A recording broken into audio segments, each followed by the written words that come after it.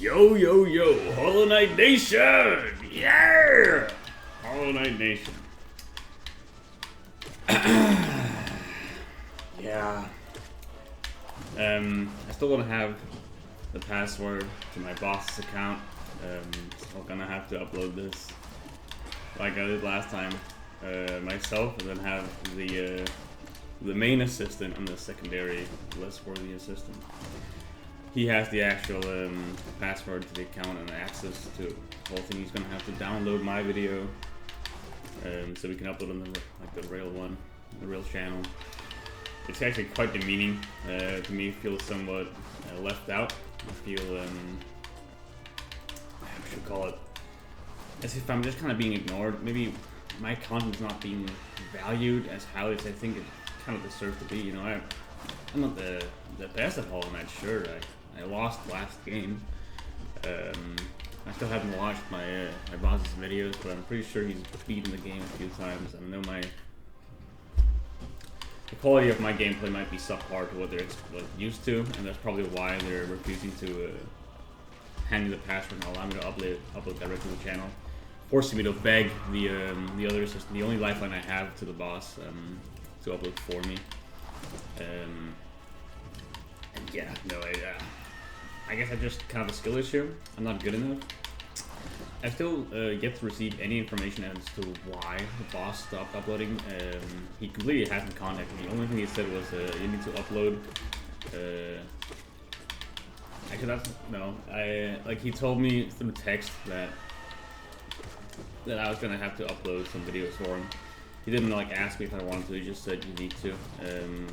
Then I had to work out the other system as to when I was allowed to upload, and he told me every other day, and then he immediately did 2 days in a row, or rather, I think he got a different assistant. I think he got his mom to play for him, which weirded me a bit out. Not gonna lie, I thought that was supposed to be my turn, but no, it was also my birthday, and I had designated an entire part of my evening. I said goodbye to my family. We're having a nice dinner at a really cool restaurant, but instead of eating there, I went home to play Hollow Knight.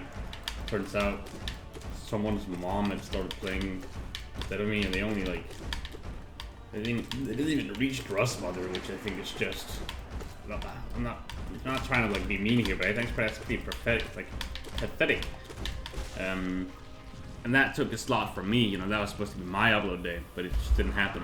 Instead, I have to upload the day after, and now I have to upload here. I'm supposed to go on a summer vacation. It's a bit early for summer, I know, but we have a summer house, whatever it's called, a vacation house. Some of my friends are going. Actually, most of my best friends are going, and I just can't be there because I need to stay home and make Hollow Knight videos, and I can't even pre-record them or anything because I don't have access to the channel. I can't delay my upload if I can't have access to upload. I need to send it now, and he's gonna just upload immediately. So I guess I'll just have to stay home for that entire weekend. They've promised to send some pictures. They're going on the beach and they're gonna have a fun time without me, I guess. Here I'll be making Hollow Knight videos. Maybe they won't even upload them. I don't know. It's just weird, it's unprofessional for a company like this to leave me out. I have every much as I think I have talent. I can prove myself, and I'm hoping with this run right here, I'm hoping to win. To kind of prove myself to the boss and say, hey, I should have a place among these videos. Maybe I should get the password. It'd be so much easier for me if I could just get the password and be allowed to upload videos directly from where I live instead of having to upload them on my channels that someone else can download them and re-upload them later. It lessens the quality by a significant portion, which frankly I don't think that's beneficial to anyone. It makes me seem like a worse creator as I have less video quality, but that's not any fault of my own. The actual video is top notch, Okay, maybe it's not the best. I have a pretty low quality microphone and my recording software is only doing, I think, 30 FPS or 20. But it's the gameplay that matters, and either way, I just wish I had they trusted me more. Also pretty sure the assistant that I'm speaking to, the one who's uploading my videos, he may be suffering from some sort of multiple personality disorder. I'm not sure what's going on with him. I don't suppose it's a good idea to like pry into his personal life, much less disclose anything I know online. So I suppose I'll just stay quiet about that. But man, it's just confusing, really. It's just confusing, and I don't feel appreciated in this company.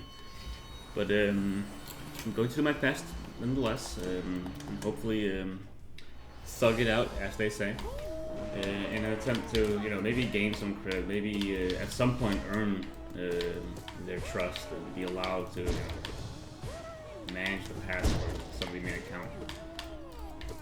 I mean, they have the password to my account. I gave that a while ago when they needed, like when the other assistant, he has full access to my account because I needed help with uploading once before. He's a very well received within the assistant world. He's called upon whenever anyone needs an assistant, really, especially when it comes to uploading and making Hollow Knight runs.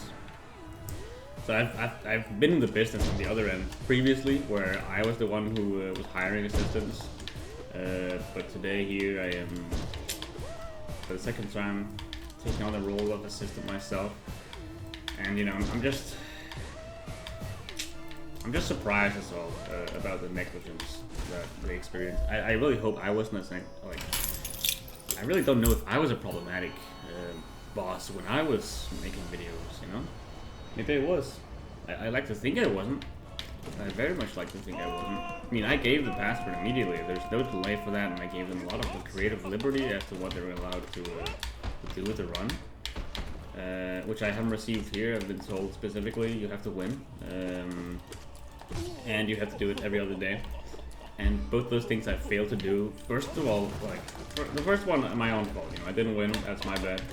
Second fault of not uploading properly every other day. It's not even my fault. The first couple of days were uneven weeks. I think it's like odd number. Like it was the 31st and then the 1st of April. And I was supposed to upload every other day, but by that they apparently meant every even day. It took me some.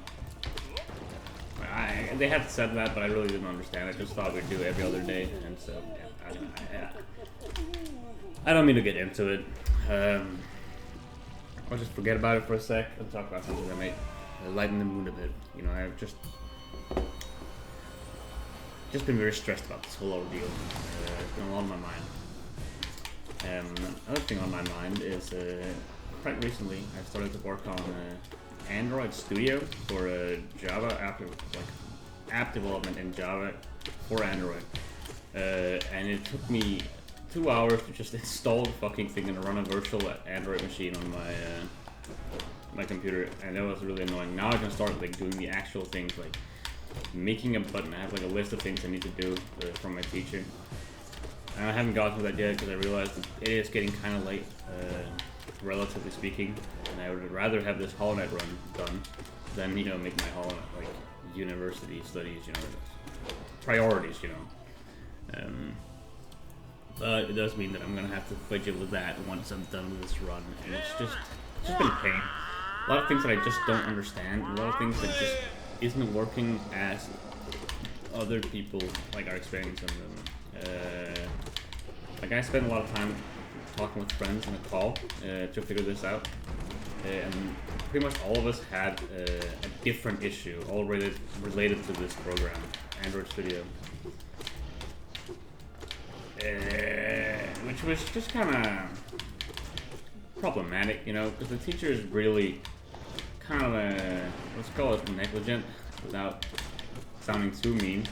He essentially decided that this entire semester, this entire course of programming course, the only one I have, unfortunately, it's just going to be online always. He's just going to go on Zoom, present this PowerPoint presentation, and then he's going to leave us to task, and we can't really contact him without expecting only to get an answer the next class, and even then he answers pretty briefly. So we have a lot of self-studying to do, and frankly I've started to just kind of ignore his presentations, but they're also just, he links to a source in the beginning of all his slides. He doesn't mention it, but there is fucking everything he says is just ripped out of another source, and I've started to just read that. You know, I listen to what he's saying, kinda. It's really hard to like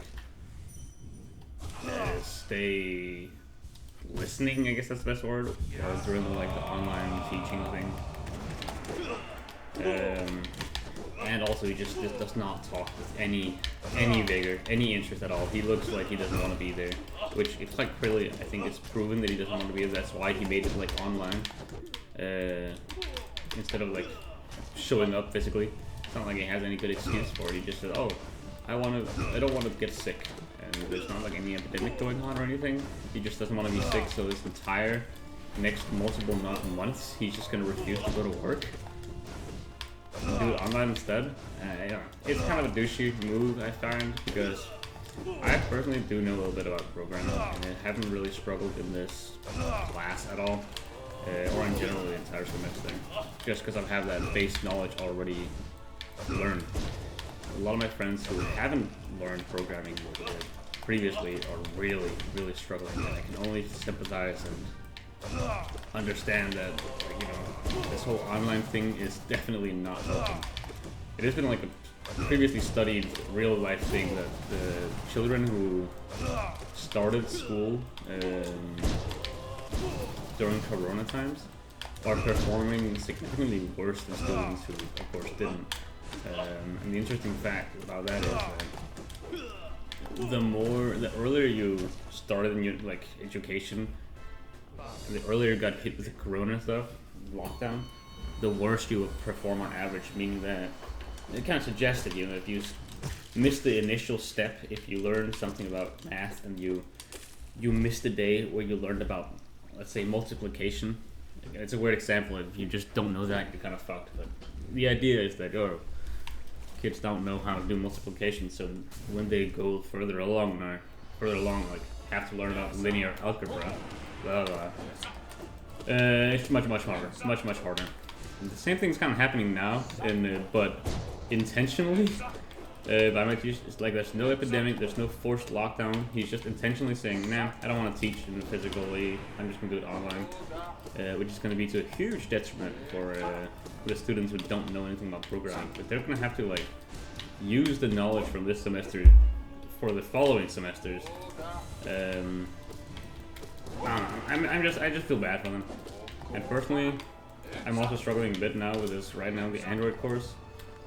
Because that's like kind of a very new thing for me. Like it's not really about programming so far. It's been about learning how to navigate Android Studio, and a bit about what are different things called, like activities, intents, and blah blah blah blah blah. Which is not really my favorite part of learning. Memorizing a lot of stuff, learning how to use specific tools, not much about concepts. I don't know. It's been okay, it's just not been particularly fun. And I have struggled a lot because there's been no help to get at all except for my friends and my own willingness to spend the evening working on fixing bugs. Not even programming bugs, just a bug with, I guess it's not really fixing the bug, just fixing, getting something to start working, you know? I don't know. You know? Because I don't know. That was stupid, what is that? Anyway, the only task we have for the app is that we gotta make a button. We gotta make that button say my button, and then once you press that button, it's gonna say something about toast. I think it's gonna pop up something called toast, like just a page that says toast, and then I think we have to make it open a camera app. So it's just a basic few tasks to teach us the way around how to use the tool, and you know what possibilities you have and stuff like that. I don't fault that. I just fault the very, very, very little detail of how to do these things. It kind of makes us okay. We just have to figure that out ourselves, which is a lot of the time what I do in most classes, featuring it's kind of like heavy material and long lectures, because I struggle to listen to long lectures. And pay attention, especially online. So most of the time I end up just kind of not listening, and then once it's done, we're getting tasked. Then I look at the tasks provided and essentially research for that myself. But this time I guess that's intentionally. So maybe I shouldn't complain. I just like kind of vaguely hearing something from the teacher, and then once you have to like work on the things they've mentioned, you realize, oh shit, I don't know anything about this. Let me Google it. Now I at least know the name of it because I heard the teacher mention it in passing. But we didn't learn any names of tools in the Android Studio thing. Like, I'm complaining. Maybe I shouldn't complain. No one likes to hear complaining. Unless it's like a funny YouTube video complaining about nitpicking on a show or something. I could do that. I could nitpick. I'm a big nitpicker. I've noticed that more recently. I really like nitpicking. It's so satisfying to dissect something and realize this is ass and I hate it, or just kind of appreciate something, nitpick at it and realize, holy shit, this is so much better than I expected. It's like a high risk, high reward. You can spend a lot of time nitpicking the show and maybe find extreme, beautiful enjoyment for it because it's like just thought of everything and it's so cool and it's so interesting. You get so much more enjoyment out of the show by just keep thinking about it. Or you can just kind of nitpick and realize, wait, this so actually doesn't make sense at all, and that's kind of disappointing. Which leaves just a sour taste in your mouth for the next time you think about it or anyone talks about it. You're like, oh yeah, that was a good show, but you know, yeah. Which have made me wonder sometimes, what if I just like turn my brain off and enjoy something? And I can absolutely do that, and it is a conscious choice I can make. If I want to enjoy something, I can just choose to enjoy it by not thinking about it. I did that with one of the books I read a while ago called the Yumi and the Nightmare Painter, I believe, which had some themes that I didn't really care for, a lot of like romance and stuff. I was like, okay, you know what? I'm just not gonna think much about it because generally I guess I'm just a hater when it comes to romance because I feel like, it's forced. But specifically these two characters were very much forced together by circumstance. And I just kind of turned my brain off and I started loving the show. And like the first shit in a while, I was like, oh yeah, I want them to be happy, blah, blah, blah. And I had a good time. And then another friend of mine started reading it and just like actively started criticizing it from some like really valid reasons and things that I, upon reflection, realized like, yeah, no, I absolutely agree with this. These guys suck. The question is that worth it? Why would I choose to be mad at something if I can just be happy? If I can enjoy something, I think about it. You know, would my existence be better if I just enjoyed, complained less? I guess the flip side of that, or it's called the other side of the coin here, is if you just don't think about things and just enjoy them, that's probably a fine idea when it comes to fiction and like just enjoyment shows and stuff.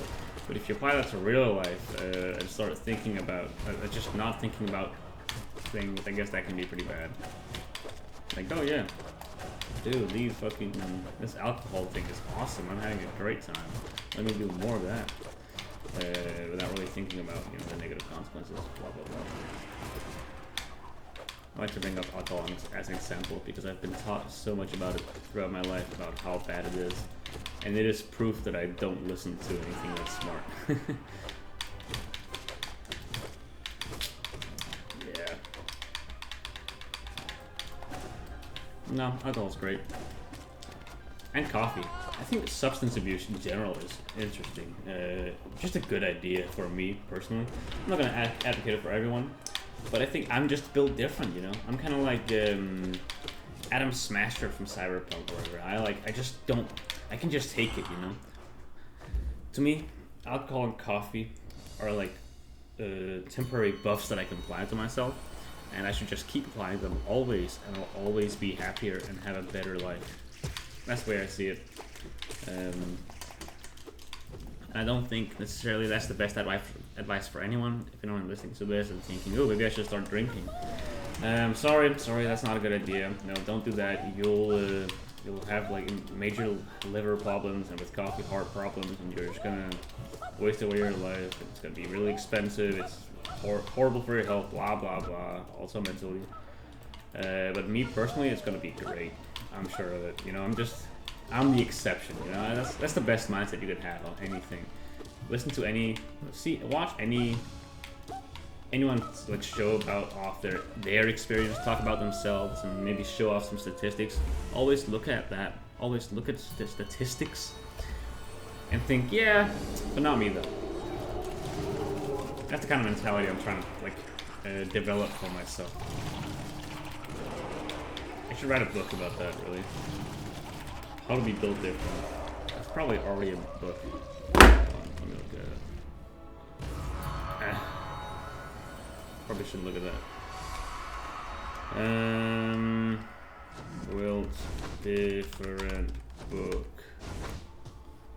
Yeah, there's a few of them. There's quite a few of them. 90 days to be built different. Damn, 90 days? How does that really work? I guess if I look at it like as the word to be built different, you can't.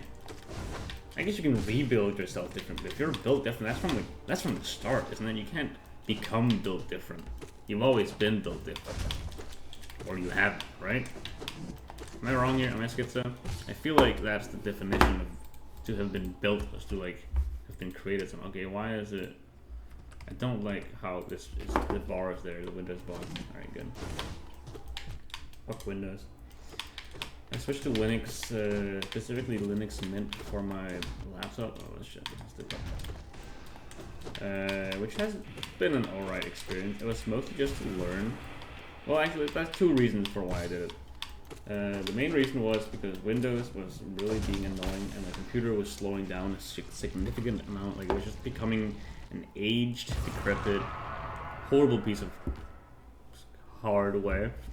And the software was all just being annoying. Huawei PC Manager, because it's a Huawei, kept fucking bugging me. Windows kept like sending me notifications. Outlook and like various Windows platforms were always in the way, and I really, really, really hated it. You know, they're cramming AI features into my everything, into my fucking hotbar and stuff. I don't like the feeling of not having any agency as to what's on my own screen, you know? I like customization, I like having authority over myself, and Windows does not provide that much anymore, unfortunately. What it does provide is like familiarity and a lot of support, so it's hard to move away from it. I'm not going to do that for my PC, at least not yet. I have no intention of leaving it, but maybe sometimes in the future. Anyway, I switched to Mint because it's supposed to be like the best beginner-friendly Linux distro. Meaning that it's just basically it's just Windows, but with some changes. And occasionally I receive like a shit ton of bugs and like some weird struggles, which so some might have been really annoying and just a hassle and a good reason to stay away from Linux. To me, the second main reason why I wanted to switch, just because I wanted to face those issues. I wanted to find a shit ton of bugs and manually have to fix them. That is a learning experience. I learned a lot about computers when I wanted to install my first Minecraft mod. That's when I learned about like a folder was probably, and how to navigate the Pathfinder. That's what it's called. The Stephen of Verdansk files, and so I think just kind of forcing myself to use a Linux distro, any Linux distro, I figured that would help me start getting over my quote-unquote fear of the terminal. I don't really fear the terminal, but I don't use it ever, so Linux might push me towards that. Had struggles with my Bluetooth mouse, which was unexpected, but struggles were expected, so I spent some time fixing that, and now I know a bit more about that, which is cool. Firefox has some had some weird interactions with my my laptop's touchscreen, which is also fixable. I learned about like Firefox configurations and stuff. I'm just learning from having issues and fixing them. this made me kind of want to switch distro again because, as I said earlier, Linux Mint is the simplest, I guess, like the most beginner-friendly distro. At least that's what they say online. But it's also like, arguably, that's because of that, the least Linux in a way. You don't really get anything different than just the Windows. Nice, easy, familiar. There's some like the Mac mechanics too that I didn't really like, just because I'm not used to them. But I wanted to kind of switch. And right now, oh shit, I was looking at the wrong thing. Right now, the next distro is either Pop! OS, also a very, I guess, kind of beginner distro, but it's like the level up from Mint. It's just slightly better. Not much to speak of though. Which would, you know, first of all teach me from like switching distro again. The more familiarity with that. Like playing with the BIOS and stuff like that. And bootloader. Not the BIOS, boot manager. I don't know. But my issue with that is that though it would be a slightly more advanced version of what I already have, it might not be advanced enough. I might just want to skip right ahead to the next boss and maybe skip next to, maybe just skip all the way to the final boss of Linux. And what I'm trying to say is I'm going to install Arch Linux, which is going to be a hassle, I think. I did actually try to look at it a bit and play around with it, and just playing around with the idea and not really committing to doing it made me accidentally delete my Windows boot manager, or whatever it was, like whatever I used to boot up Windows, because I was dual booting on my laptop, so I could boot both Windows and Linux depending on what I used it for. And I accidentally just deleted my ability to install, like, use Windows, which was quite a shocker. Not that big of a deal though. It might sound dangerous and scary, but I got already using Linux at the time, and that kind of just made me commit to fully using Linux. And yeah, that's fine. I should also note that everything I have on my laptop is unimportant. There's a bunch of like an old school work, sure, that could be kind of fun, I guess, but most of everything important to me is backed up on multiple devices or in the cloud. Just from the way I run things, I like to sync things from my laptop, phone, and like computer, especially like with Obsidian, and that's where most of everything is nowadays. And you know, Google Drive, and YouTube and stuff. I have some few videos on my laptop. I kind of watched them from old school videos, and they were kind of cute looking. But I found that most of them are also on YouTube currently, that I had forgotten all about. Alright, I'm damaged a lot.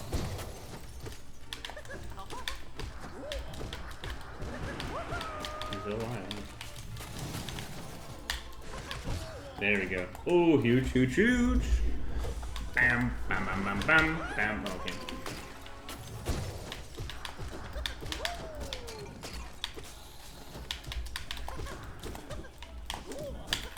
Alright, at least I got that one. Not hitless. Alright, that took 1 damage. That's not bad at all. Anyway, Arch Linux. Issue with that is that, okay, well, the main appeal of Arch Linux is that I'm going to explore something new and exciting. I'm going to learn a lot from it, I'm hoping. I mean, that something is bound to go wrong, and that is what I want. Because then I can figure out how to fix that, and that's always fun, to learn something. I guess, arguably, learning isn't necessarily fun, but having learned feels great, so, you know. What stopped me from doing it is that I kind of need my PC, like my laptop. And if I fuck it up completely and can't fix it somehow, then I'm in serious trouble. But that's kind of a loser mindset. I don't want to like, you know, I don't want to like not do something out of fear that I'm not good enough to fix it if it goes wrong. That's defeatist before I even tried. I guess the real issue, if I look past that, if I just accept that, you know, if it goes wrong, I'll just fix it anyway, and I commit myself to believing I can do that somehow, gaslight my brain. Then the issue becomes, do I have time to do that? Right now, I do have a lot of things on my plate. I say that while easily sacrificing an hour of my day to play Hollow Knight. But arguably, it's not that easy. I need to do the Android stuff. But I've got a lot of plans with friends and a lot of projects to work on, and uni is honestly my biggest concern. It's just super lax, my study.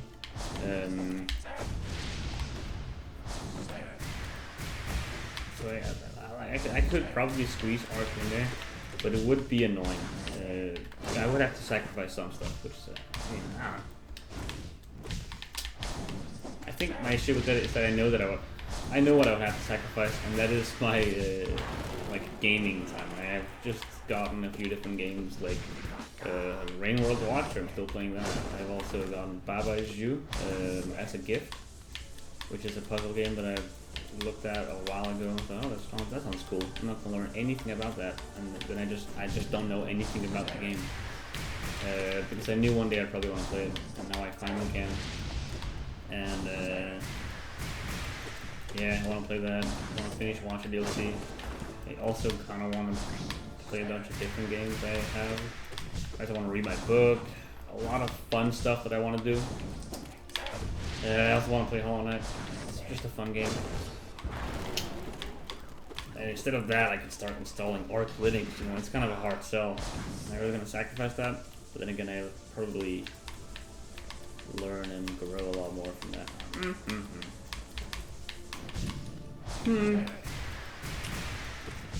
I think the annoying part of this is that I know the answer. But I'll wait a minute and say I think it would be best to install Arc Linux. If I had committed a whole day to that, or maybe a weekend, that would be ideal. So that I don't like start doing it one evening, everything goes wrong, and I have to go to school tomorrow, like the next day, without a laptop. That would not be ideal. And this weekend I can't do it because then, as I said, I'm busy with other stuff. Specifically, I'm going to, well, I actually am not going to Vacation House because I'm playing Hollow Knight the entire week. But if we hypothetically say that I did somehow manage to sneak in a Hollow Knight video while being there, then I would have my whole entire weekend occupied and couldn't do anything else. I don't know. I thought about making an extensive bit in this video, like similar to what the other assistant was doing, arguably. But I realized as I was like considering what to do that I would have to stick to my bit for an entire hour. Like my videos are significantly longer. You can make one bit where it's like, oh, I'm the mom playing, and then it like lasts for like 1 minute and 26 seconds, and then you say, damn, this bit got old, and 1 minute and 26 seconds before the bit got old. How the fuck am I gonna survive an hour and 26 minutes, dude? Not saying that I'm gonna last that long, arguably. I think that's my longest video on my own channel is where I beat it. I think that's 1 minute, like 1 hour and 20-ish minutes. Fuck, dude, I'm bad with these numbers and the weird time words. Ooh, hour, what does that even mean? Normalize just not knowing things, you know? Yeah, I don't know what time it is. No, I don't know. When are you coming? I don't know.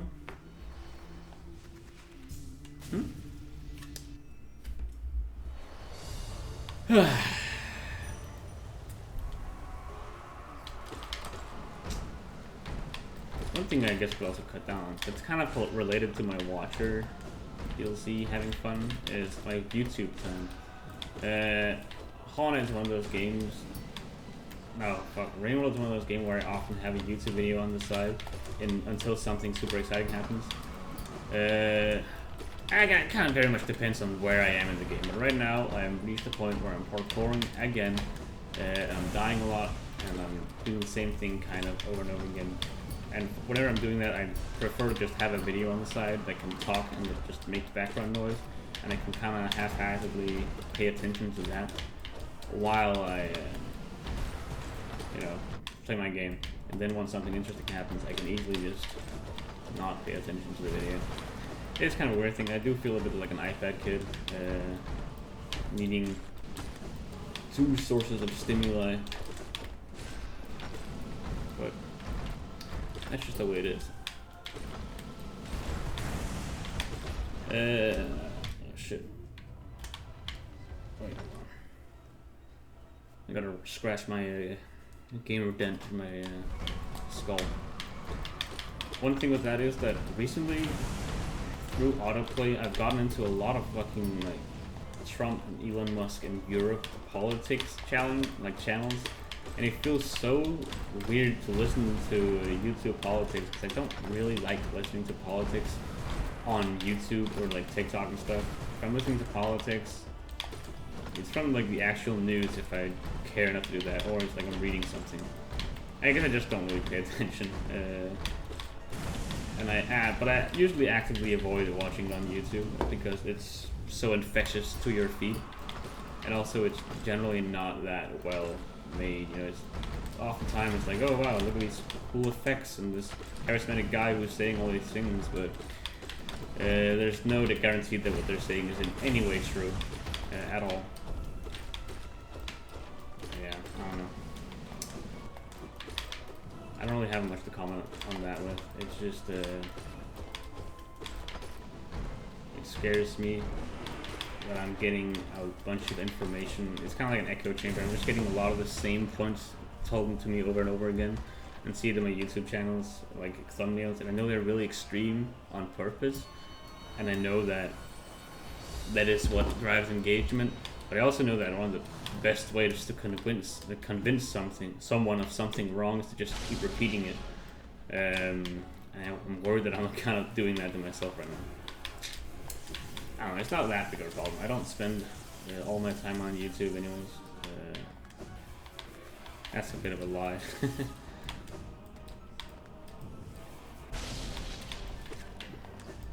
I used to be worse at it. Oh my god, two of them right next to each other, that's crazy.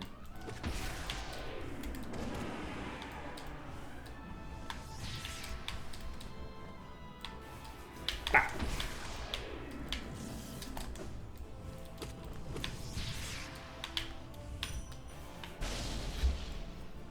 Where are you coming from? There.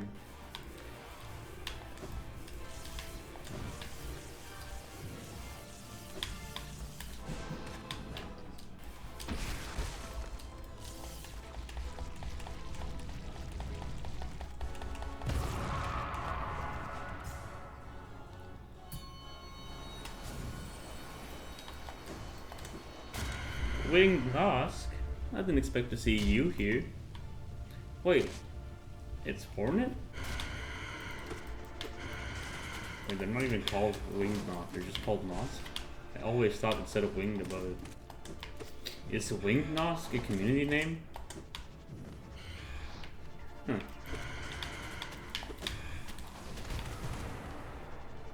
Anyway. I've also done some research on some Pathfinder enemies today, because I've been cooking up a little bit of a nautical Pathfinder campaign where the players play as pirates or merchants. I haven't really decided, neither have they.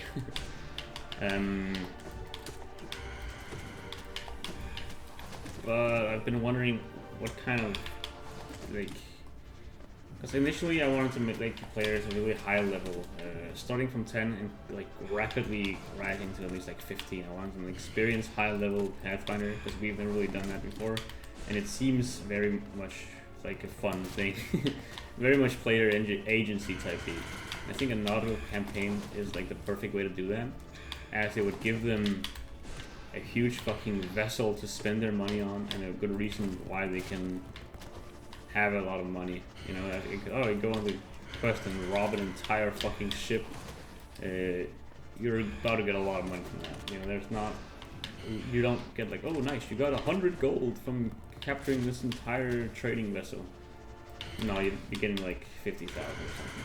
And I think that'd be interesting because of that high level things genuinely cost 50,000, and you could spend the same amount of coin adding a single rune to your blade as it would cost to manage an entire city for a year. And I think that's a fun level to be in for the players, and they're gonna have a lot of, let's say, influence on the world, and they're only gonna be dealing with the most epic of shit. out there on a core, blah blah blah. Anyway, I want the players to be the ship. They're gonna have their own ship, which is basically their their base, a portable base. Whenever they go anywhere, they're just gonna go with ship. It's gonna kind of remove that like travel issue that I have of like, oh no, what's gonna happen on the travel? It's just like a 5 days on foot. We have rations. No, you're just gonna have a ship. It's gonna go fine, and occasionally I'll make a quote-unquote random encounter. That's actually very much planned and intentional, and showcases a part of something, not random at all. But otherwise, it's just a way for them to maneuver between places, and always have a place to sleep in said places, and like a base to set up. Because one thing we noticed in Pathfinder is that some classes kind of need a place to settle down consistently. Like, if you're an alchemist, you kind of need an alchemical work table in order to make some stuff, and like, specifically inventor requires a space to be a workplace, yeah. And I think having a ship, allowing the players to have whatever they want on that ship, that's kind of solved that. While also allowing them to travel to I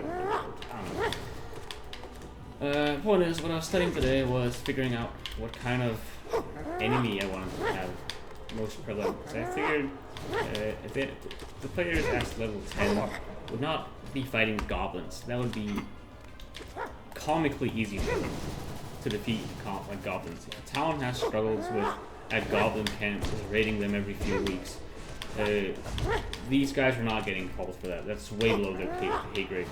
Instead, if a kingdom is struggling with a fucking dragon constantly eating, like devouring entire cities, that's when you start calling my players. And I want that to be kind of the stake they're dealing with, and also the perceived power level of them from the world. I think it'll be a fun change of pace. Which also means that I'm going to have to make a lot of really epic proportional enemies and some genuinely threatening and awesome shit. I've looked at like a bunch of monsters, genuine monsters, are perfectly built for this. One example is the Hydra enemy. I looked at it because it just sounds like a cool creature. It has some super fun mechanics and some wild, like, yeah, just wild combat mechanics, and a creative way of defeating it that you can't know unless you actively spend your actions recalling knowledge about the creature, learning how does this thing work. What I cut off its head. What 2 grew? Okay, 2 more grew. Okay, I'm just gonna attack its stomach. It instantly healed. What the fuck? Okay, I cut off 2 more heads.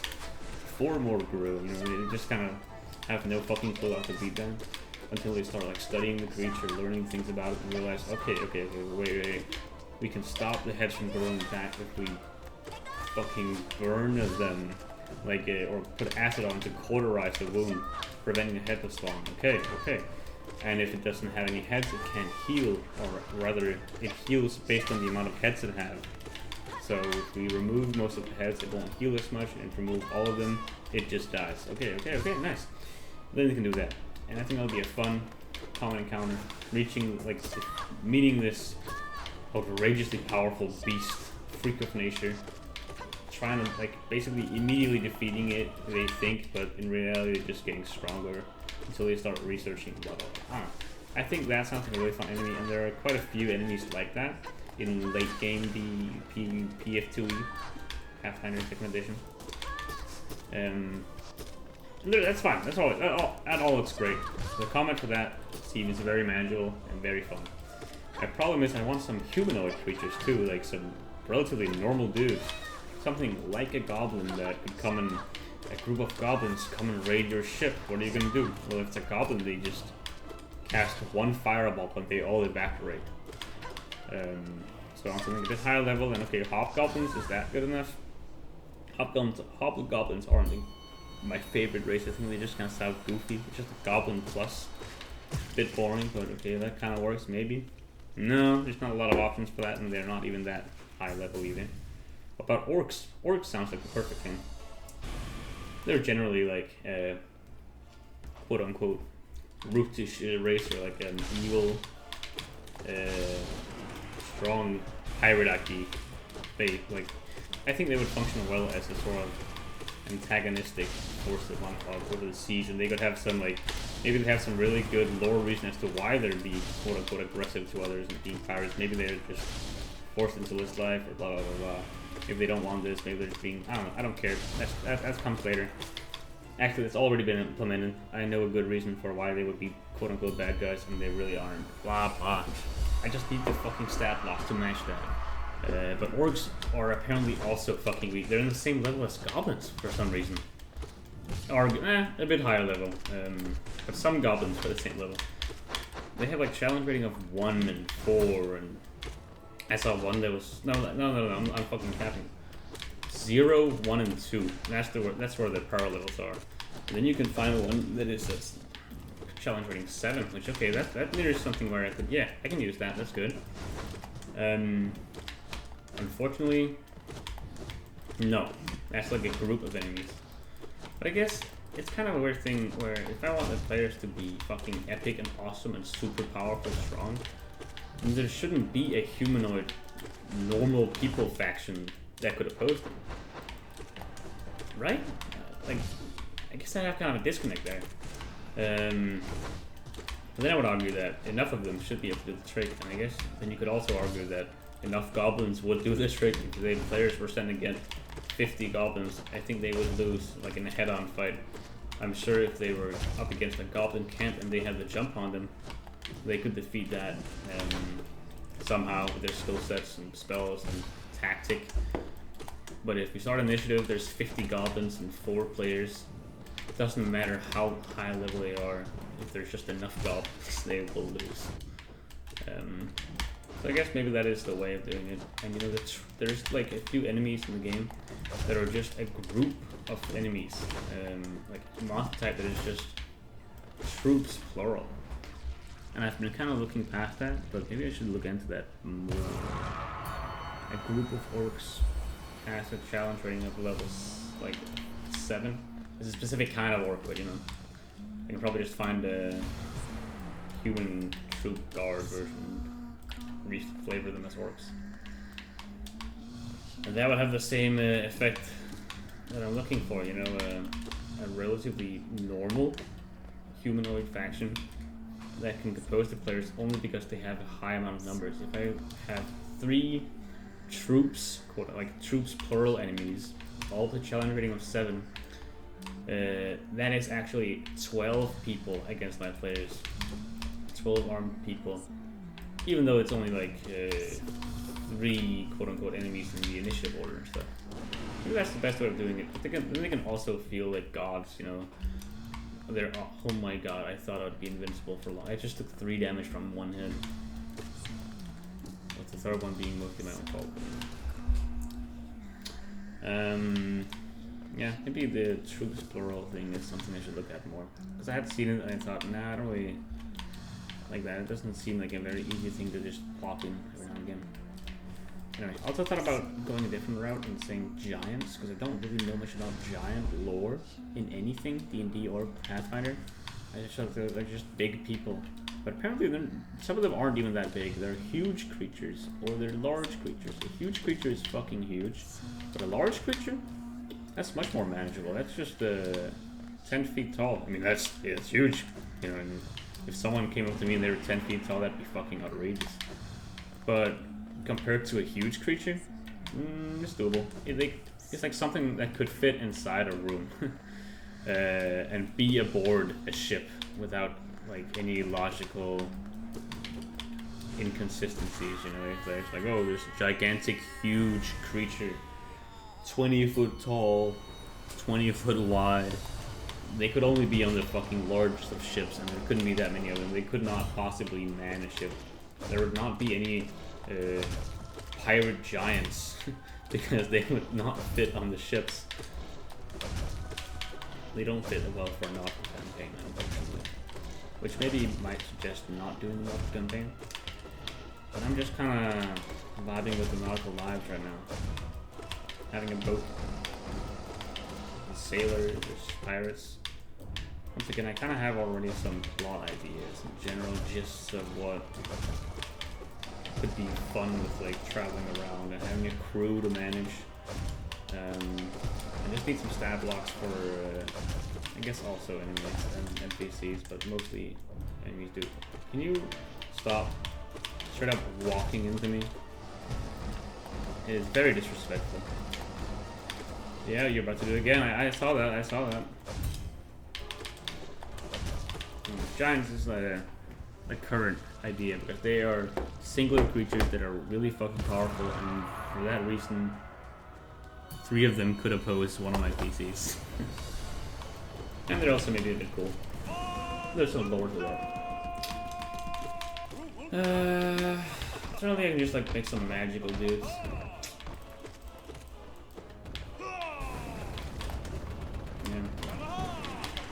No, I think the issue is that I'm just kind of needing to commit to either being like I want the players to be level 10 fucking freaks of nature, super powerful beings, but then I also want regular pirates to be a threat to them.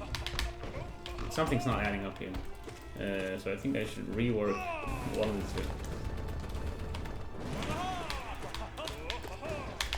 Maybe regular pirates are not at all a threat to them. But enough of them could be. And instead I should just add like some mythical super pirate into the mix. Like, oh, this is not something even fucking thought of as a challenge to a normal sailor is, because that's just instant death. No one talks about this as anything fightable. So the players it could be. Maybe it'll be like a ghost ship or fuck it, you know, a pirate giants. That's where the players could actually fight them. Oh my god, he fucking healing canceled me.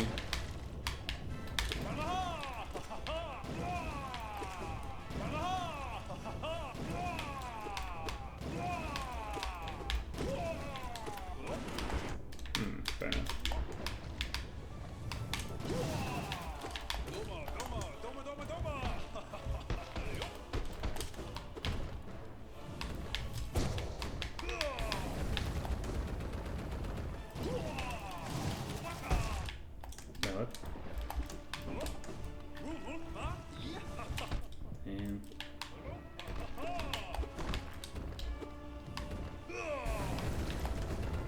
I don't like how low HP I am.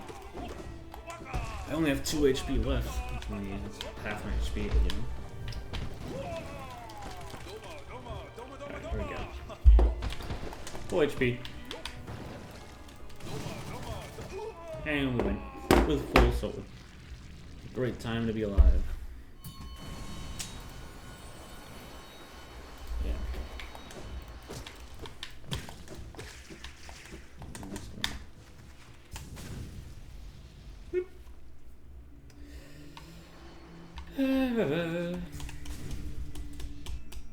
What else to talk about?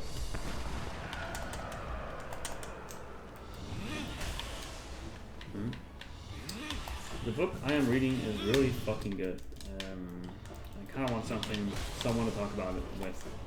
It is the arguably the 4th book of a series of books, but in reality, it's the 1st book of a trilogy.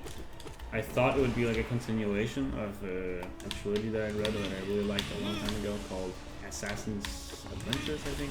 I don't know. But no, the Farseer trilogy, that's what it's called. The 1st book's called that. Point is, it has nothing to do with it. I think it's in the same world, but it has nothing to do with it. It's like in the same world in the same way that Mistborn and Stormlight Archive is the same series, which they really aren't. They have some vague connections every now and again, but they have nothing to do with each other.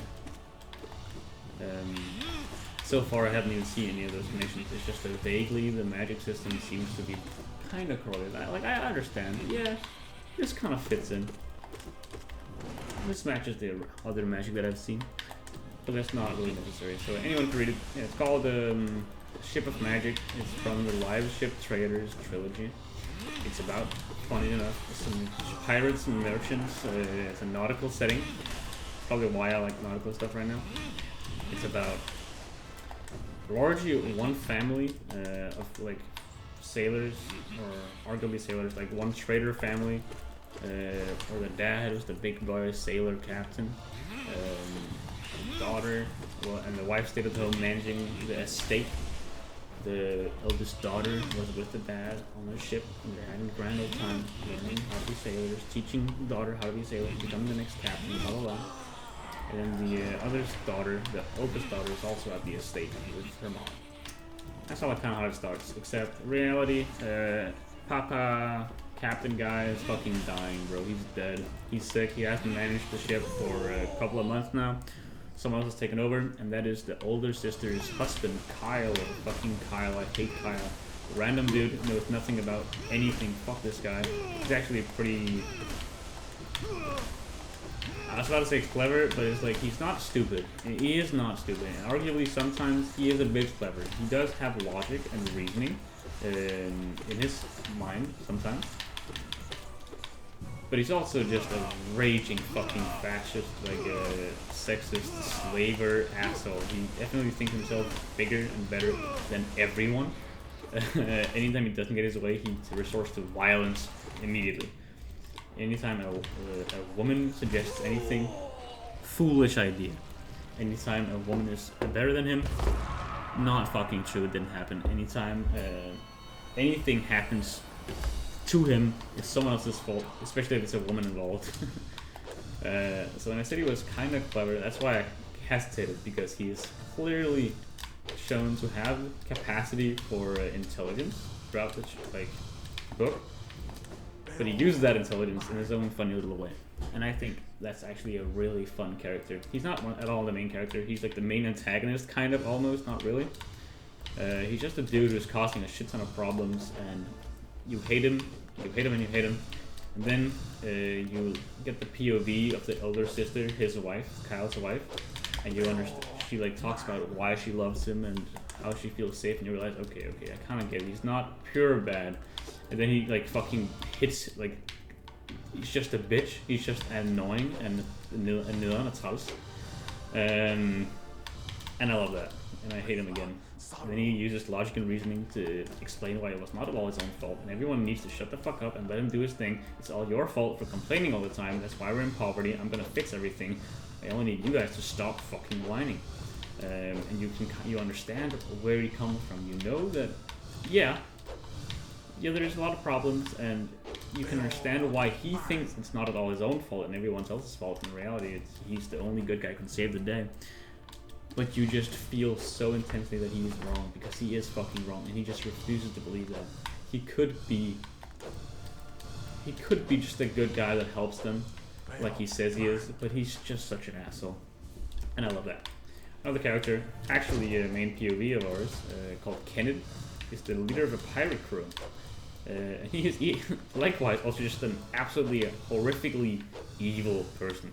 Except he does not try to hide that at all. He is just evil. He's not even in self-delusion. He's just evil.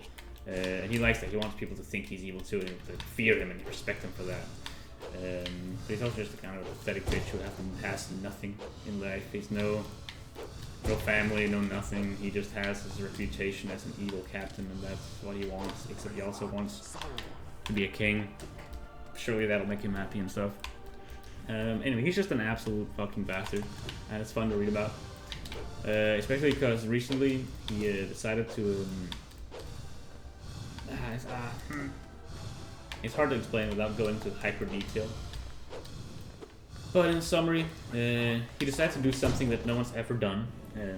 And his second mate in command, a former slaver, now the second mate of the ship because he's super confident, said, that's fucking stupid, but sure, I'll help you if you at least promise me to also do this other thing, where the other thing is attack some slaver vessels, people who transport slaves, which is super fucking unprofitable for the pirates apparently. They have awful cargo. I mean, the slaves, if you attack the slavers and steal their slaves, then you have to fucking care for the slaves for a bit and travel somewhere and sell them. It's just a dangerous cargo where you don't really have the connections to make much work out of that. Also, the slaver vessels, their cargo expires much faster than other things, and you know, they're smelly, and honestly, just kind of not that worth it, not that profitable. Much rather go after better cargo.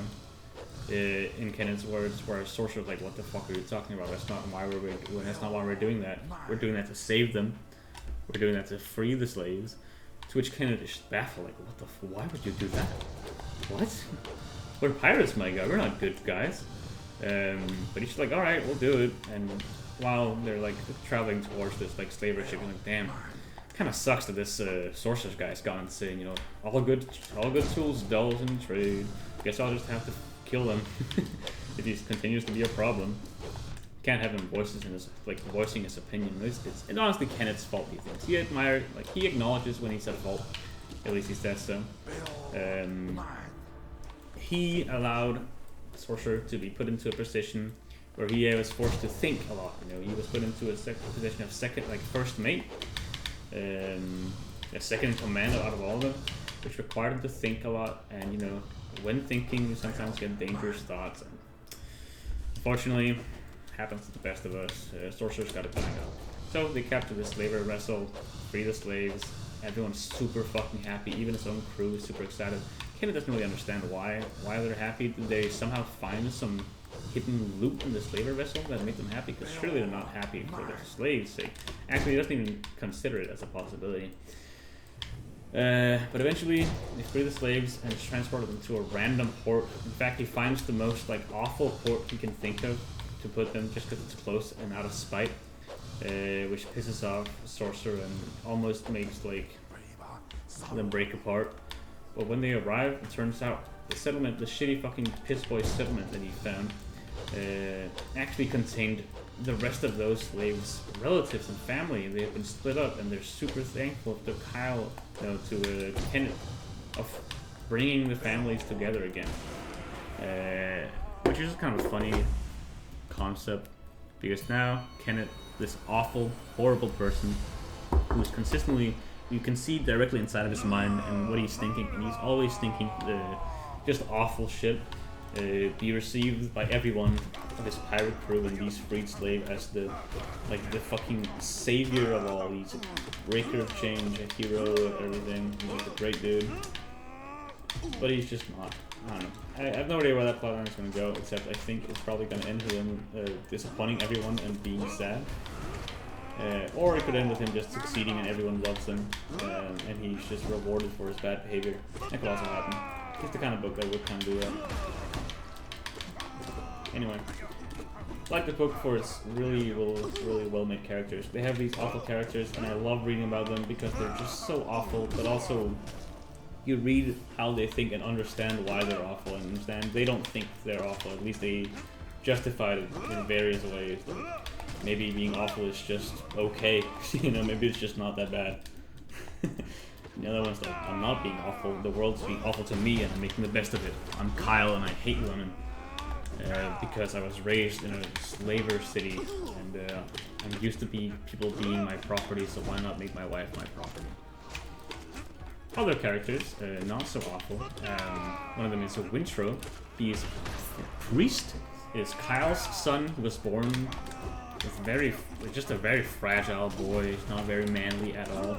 He's looking very well fit to being a priest. It's like known by everyone. This guy, born to be a priest.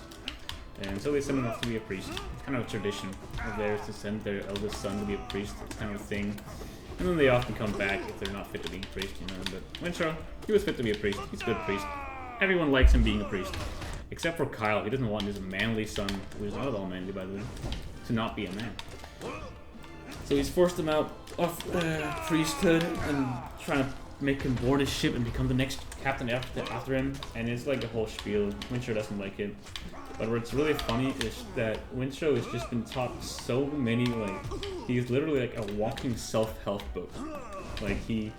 Anytime anyone says anything to him, he will just quote a religious passage about how to clean your room to feel better, and thinking of others as less than you is a gateway to many awful, life choices and stuff. And the violence is never good. He just preaches a lot. Preaches. I don't know how to describe this while also fighting so. But he just walks around telling people quotes and is super fucking stoic. Whenever anyone argues for him to be like, hey, maybe you should just listen to your father and do what he says. And logical fallacy. No, not true. He's just like studied up on ethics and reasoning. I don't know. He's just a really educated little boy. I don't like him. Other character, Althea. I don't really care for her. Well, I do, but it's just I don't want to play. I don't feel like my ranting's that interesting. I always find that whenever I'm talking about books or any media that I enjoy, it just kind of comes off as mindless rambles, and I can't properly express what makes it so good as it is. I guess I'll just say that the book is really, really good at making characters that are really detailed and very different, very fucked up and like flawed, but also understandable. Alright, I have to lock in now.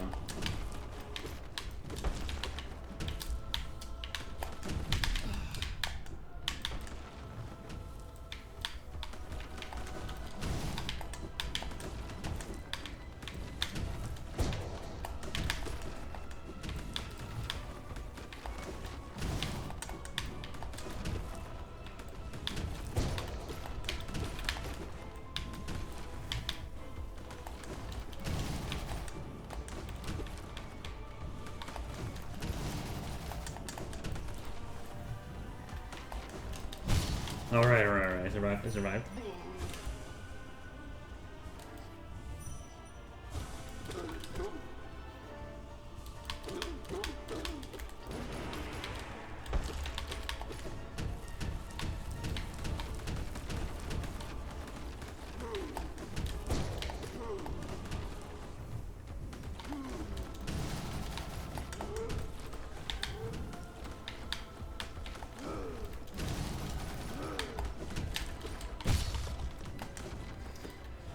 Nice, nice.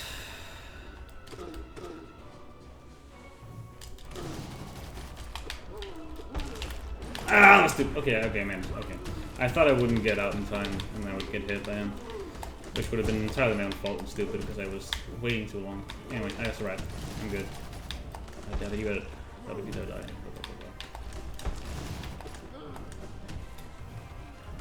Whee!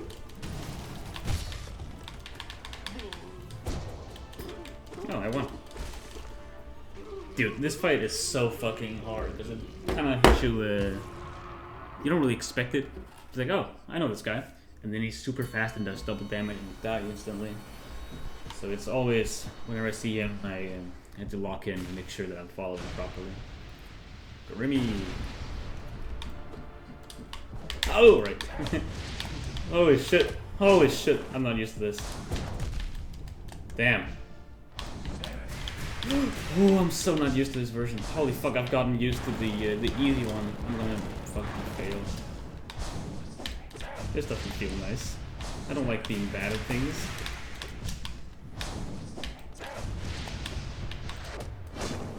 Oh, I can't do that.